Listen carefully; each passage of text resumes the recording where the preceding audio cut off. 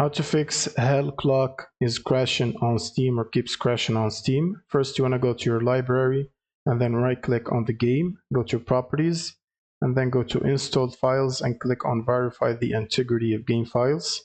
And wait for it. It should take a while to finish verifying. And then once it's done, you want to click on the browse button and find the game exe file, right click on it and open up the properties window.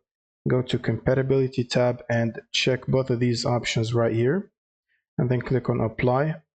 Now you want to close this window and go to the general tab and enter the following command, which is -dx11 under launch options, and then you can close the window. Now before opening up the game, you want to open your GPU application and go to the drivers section and check and download the latest GPU update. So for NVIDIA, it's Game Ready driver. Now once this is done installing, you will need to restart your system.